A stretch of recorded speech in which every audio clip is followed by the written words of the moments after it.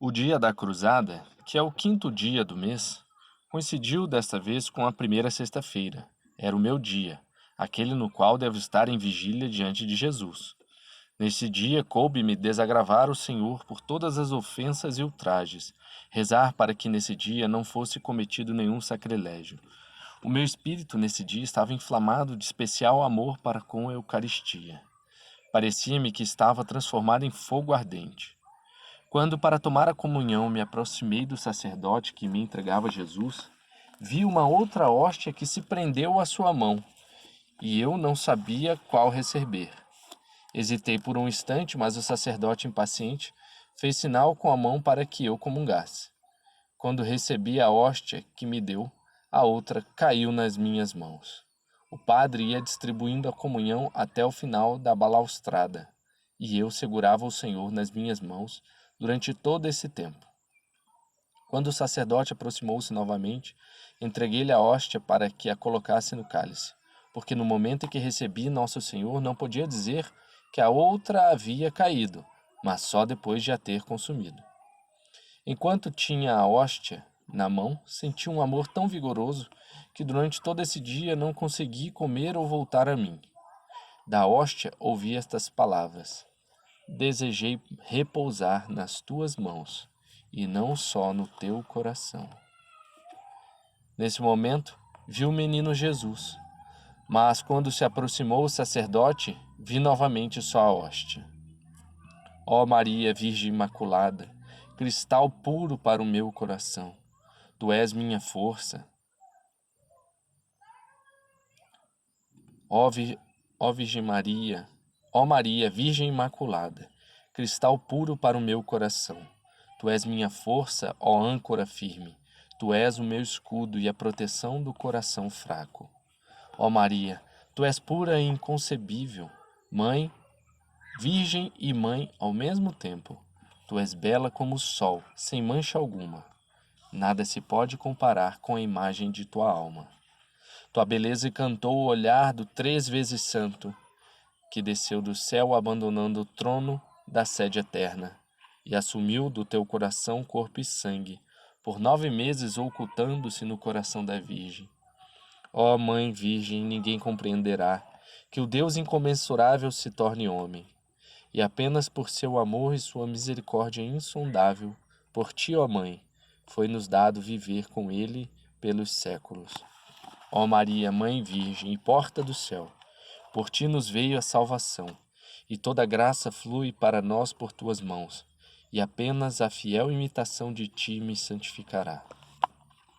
Ó Maria Virgem, lírio mais belo, teu coração foi o primeiro sacrário de Jesus na terra, e só porque a tua humildade foi a mais profunda, foste elevada acima dos coros dos anjos e dos santos.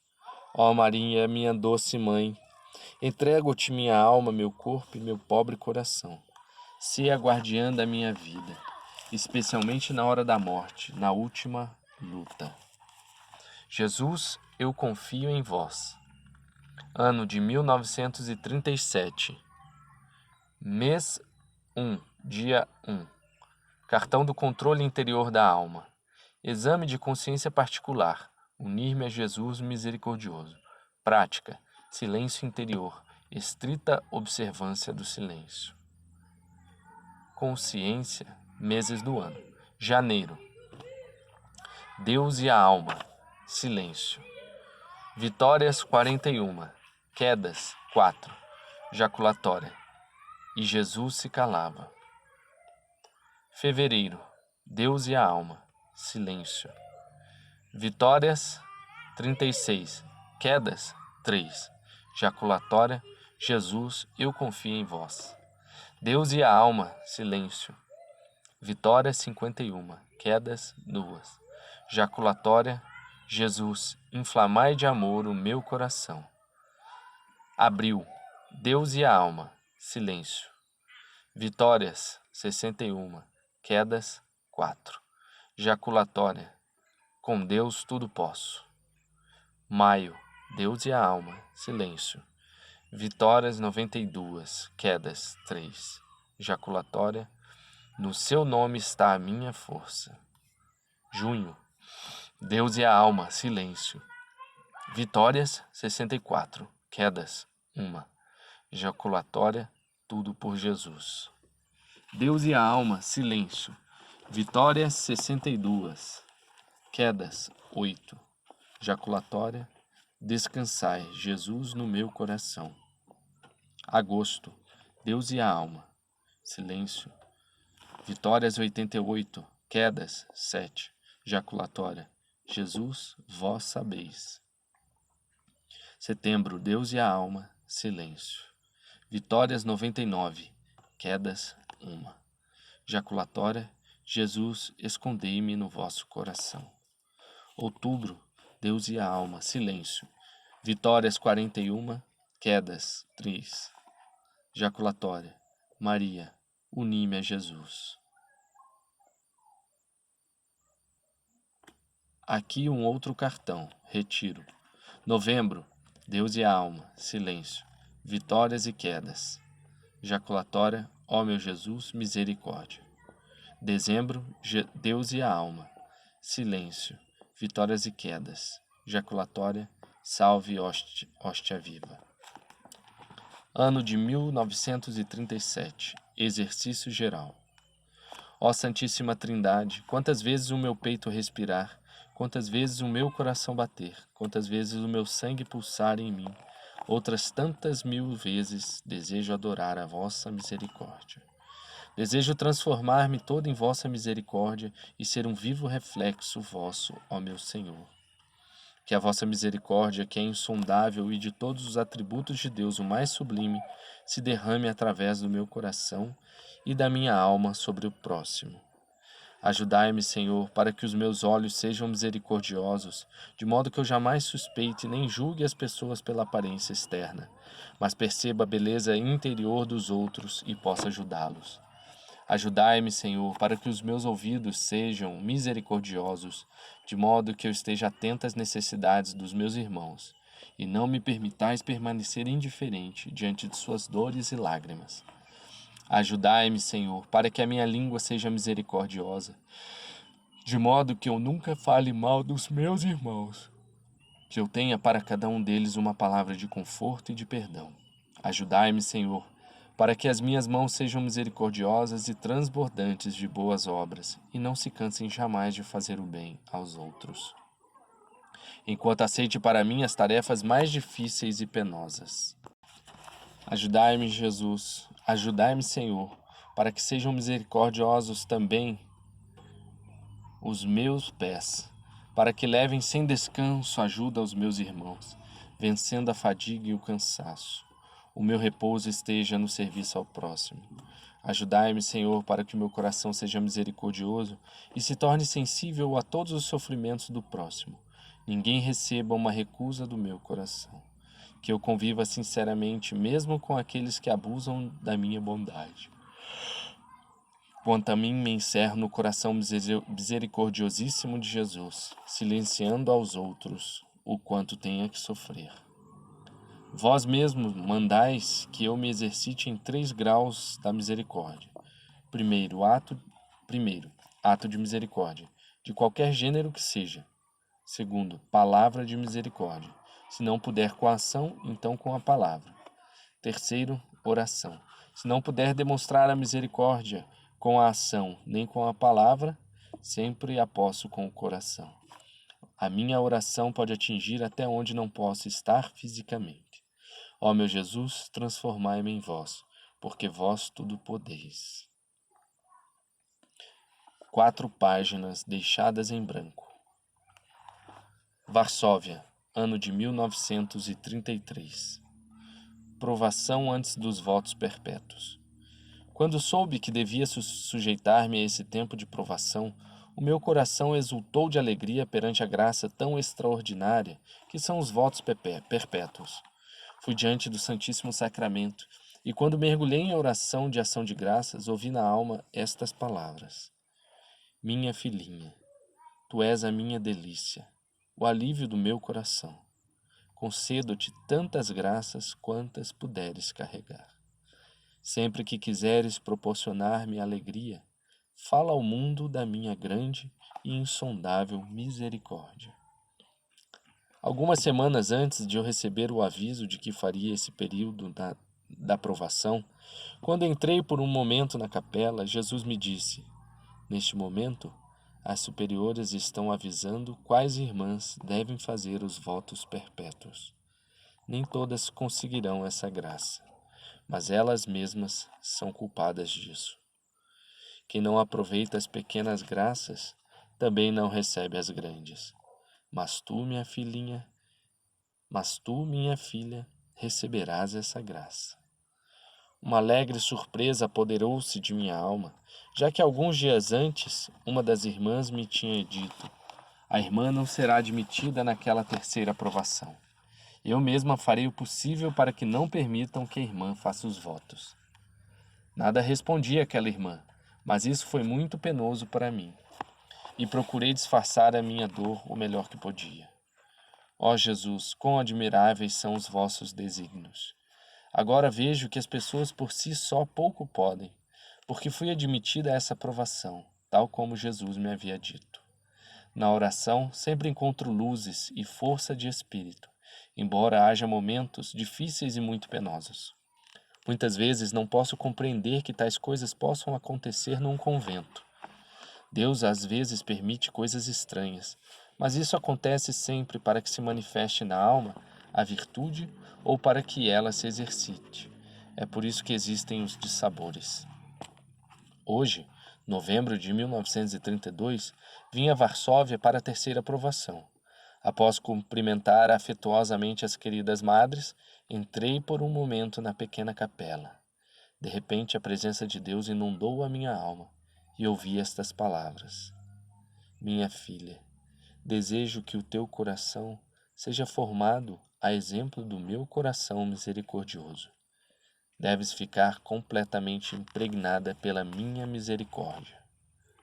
A querida madre mestra logo me perguntou se eu já tinha feito o retiro neste ano. Respondi que não. Portanto, a irmã deve primeiro fazer um retiro, pelo menos de 3 dias. Graças a Deus, em Vallendol, estava sendo realizado um retiro de 8 dias, e portanto eu podia aproveitar. Surgiram, porém, dificuldades quanto à viagem para esse retiro.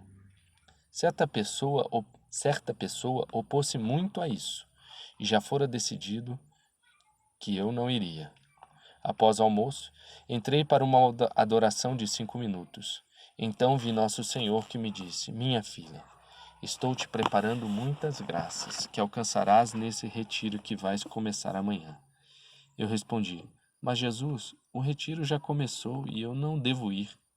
E disse-me: prepara-te para amanhã começar o retiro, e a tua partida eu resolverei com as superioras. E de repente Jesus desapareceu. Comecei a pensar como seria isso. Contudo, imediatamente deixei de pensar como isso iria acontecer e dediquei este momento para pedir luzes ao Espírito Santo, a fim de que me permitisse conhecer toda a minha miséria. E em seguida saí da capela para o meu trabalho. Logo depois, a Madre Geral mandou chamar-me e disse: a irmã vai ainda hoje com a Madre Valéria para Vallendal, de modo que já amanhã mesmo possa começar o retiro. Por uma feliz coincidência, está aqui a Madre Valéria, e então poderão ir juntas. Menos de 2 horas depois, eu já estava em Vallendal. Recolhi-me por um momento e reconheci que problemas desse gênero só Jesus consegue resolver. Quando me viu, aquela pessoa que tanto se opunha à minha participação nesse retiro demonstrou a sua surpresa e insatisfação.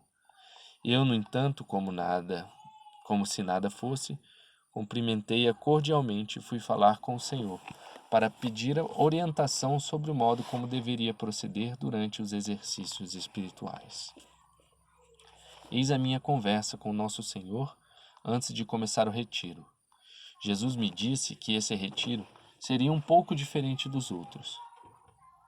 Na paz, na convivência comigo, procura manter uma profunda paz. Afastarei todas as incertezas a esse respeito. Eu sei que agora, no momento em que falo contigo, estás tranquila. Mas quando deixar de falar, Começarás a procurar dúvidas.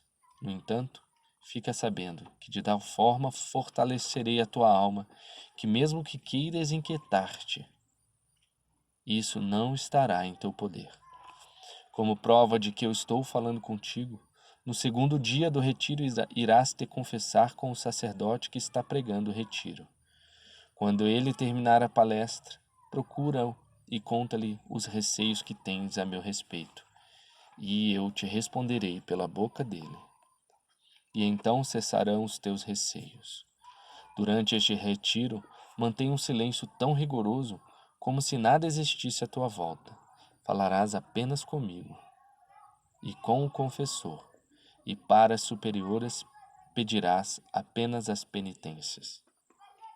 Alegrei-me imensamente por Jesus ter me demonstrado tanta benevolência e por sua condescendência. Primeiro dia do retiro. De manhã procurei ser a primeira na capela, antes da meditação.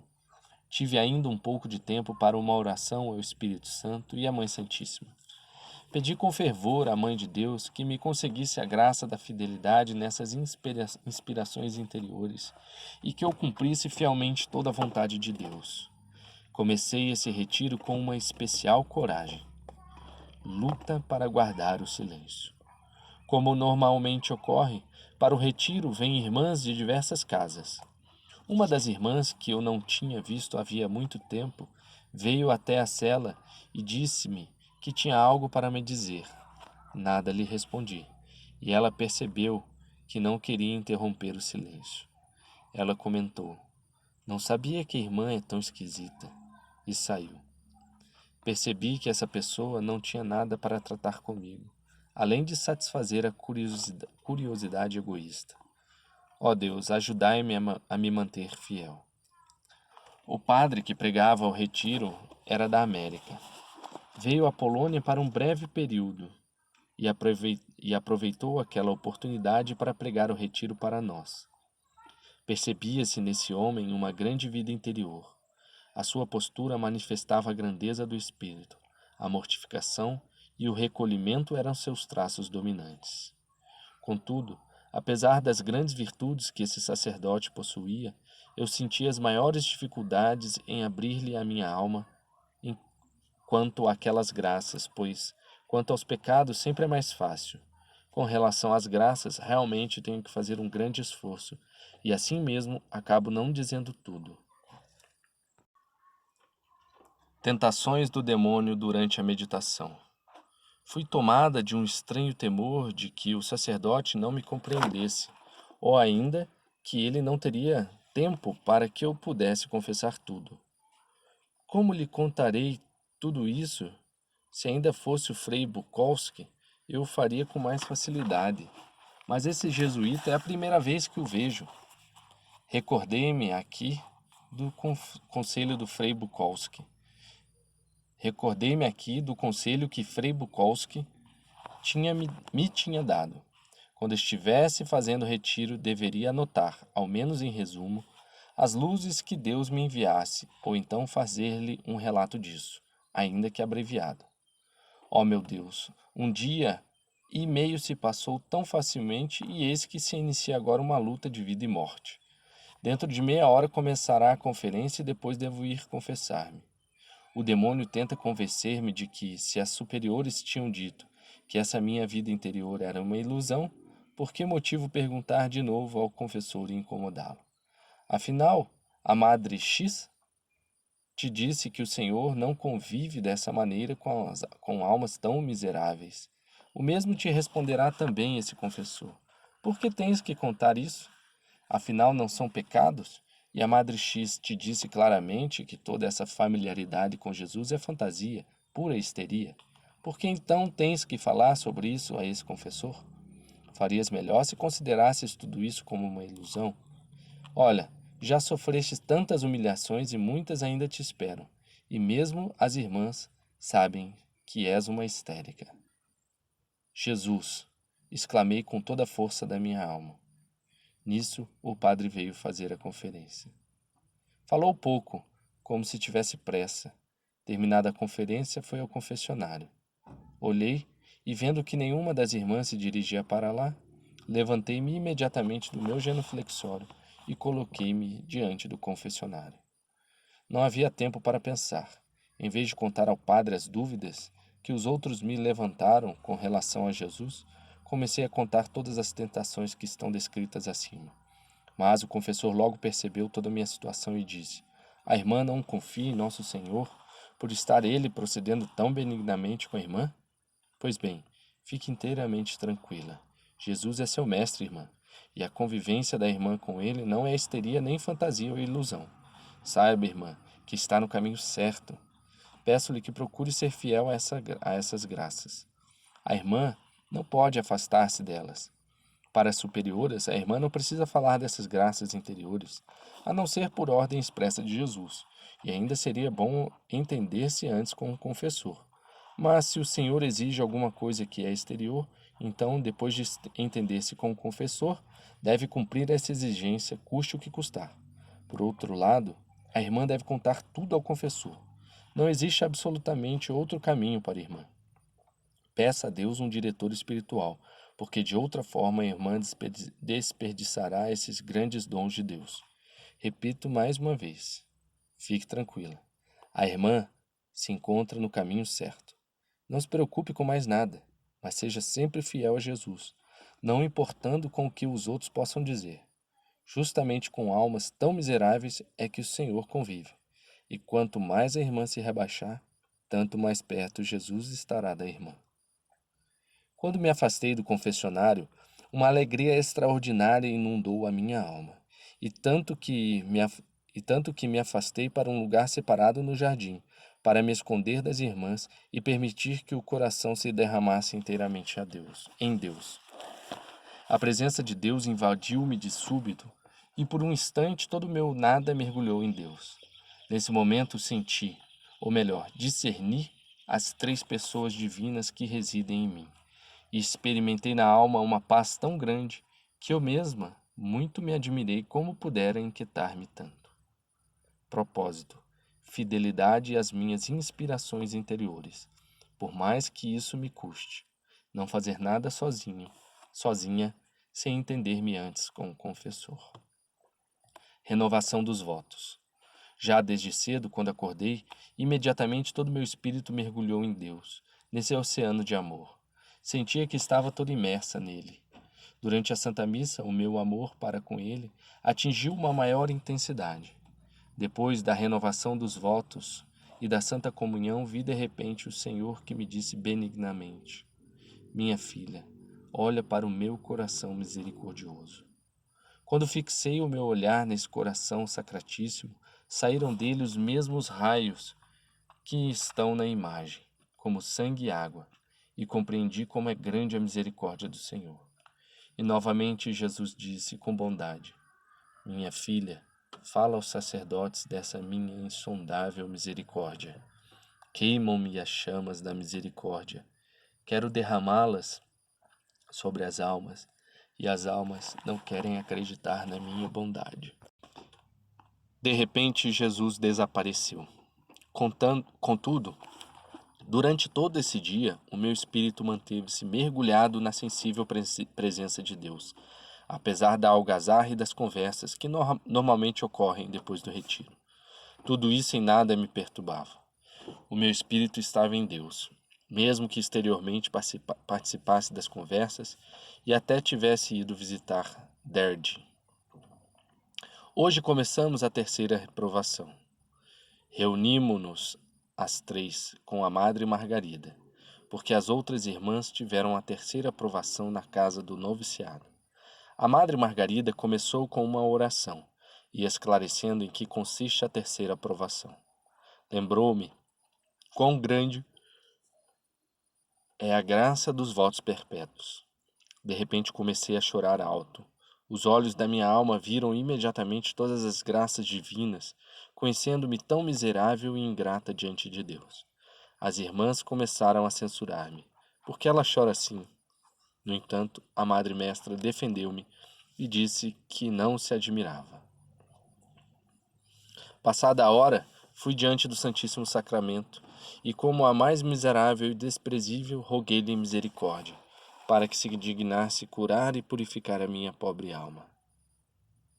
Então ouvi estas palavras: minha filha, todas as tuas misérias foram consumidas no fogo do meu amor, como uma palha lançada num enorme braseiro.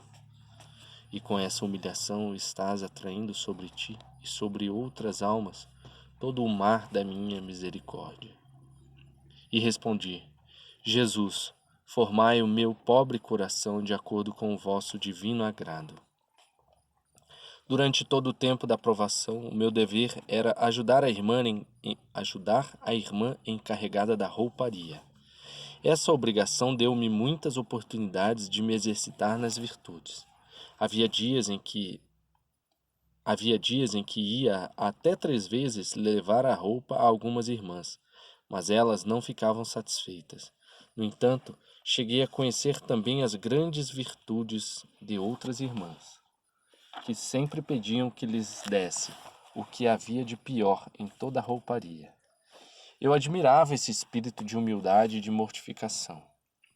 Durante o advento, despertou-me no meu coração uma grande saudade de Deus. O meu espírito ansiava por Deus com toda a força do meu ser. Nesse tempo, o Senhor concedeu-me muitas luzes para conhecer os seus atributos. O primeiro atributo que o Senhor me deu a conhecer é a sua santidade. Essa santidade é tão elevada que tremem diante dele todas as potestades e virtudes. Os espíritos puros cobrem o seu rosto e mergulham em incessante adoração, e têm apenas uma palavra para expressar a maior honra, isto é, santo. A santidade de Deus derrama-se sobre a sua igreja e sobre toda a alma que nela vive, embora nem sempre com a mesma intensidade. Existem almas inteiramente divinizadas, porém há também outras que tão somente vivem. O segundo atributo que o Senhor me deu a conhecer é a sua justiça. E esta é tão intensa e penetrante que atinge o fundo do ser, e tudo diante dele é manifesto em toda a nudez da verdade, e nada lhe pode resistir. O terceiro atributo é o amor e a misericórdia. E compreendi que o amor e a misericórdia é o maior atributo. É ele que une a criatura ao Criador. O mais imenso amor e abismo da misericórdia eu reconheço na encarnação do Verbo, na sua redenção. E foi aqui que conheci que este é o maior atributo de Deus. Hoje estava limpando o quarto de uma das irmãs. Apesar de me esforçar para limpá-lo com o maior cuidado, durante todo o tempo da limpeza ela andava atrás de mim e dizia: aqui tem um pouco de pó, ali uma pequena mancha no chão. A cada indicação sua, eu limpava até 10 vezes a mesma coisa, só para satisfazê-la. Não é o trabalho que cansa, mas esses resmungos e excessivas exigências. Não lhe foi suficiente todo aquele meu martírio do dia inteiro, mas ainda foi se queixar para a mestra.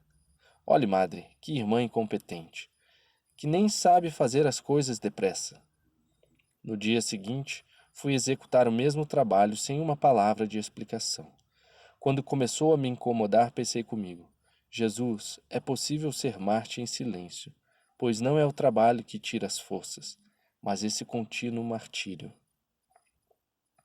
Conheci que algumas pessoas têm o dom especial de incomodar os outros. Põem os outros à prova como podem. Nada adianta a uma pobre alma quando cai nas suas garras. As melhores intenções são mal interpretadas.